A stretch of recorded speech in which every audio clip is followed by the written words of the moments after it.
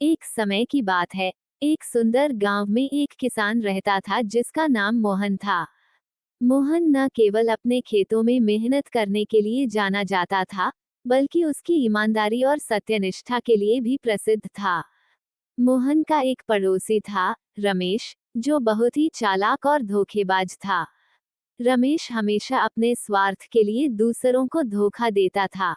एक दिन रमेश ने सोचा कि अगर वह मोहन को फंसा सके, तो उसके खेत भी हड़प सकता है।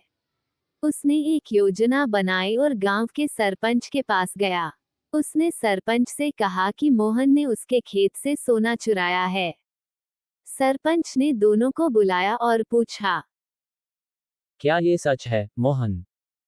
नहीं, सरपंच जी, मैंने कभी भी ऐसा नहीं किया। सरपंच ने तय किया कि सच्चाई का पता लगाने के लिए दोनों के खेतों की तलाशी ली जाएगी। रमेश ने अपने खेत में पहले से ही कुछ सोने के सिक्के छिपा दिए थे ताकि मोहन को फंसाया जा सके। तलाशी के दौरान सरपंच को रमेश के खेत में सोने के सिक्के मिले और उसने मोहन को दोषी ठहराया।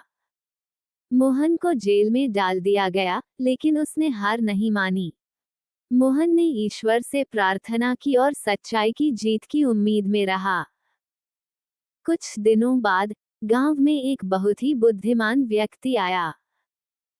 उसने गांव के लोगों से कहा कि वह सच्चाई और न्याय के बारे में बहुत कुछ जानता है और वह मोहन की सच्चाई का पता लगाने में मदद कर सकता है। उसने सरपंच से कहा। मुझे मोहन के खेतों की तलाशी लेने दीजिए। सरपंच ने सहमति दी और बुद्धिमान व्यक्ति ने मोहन के खेतों की गहराई से तलाशी ली।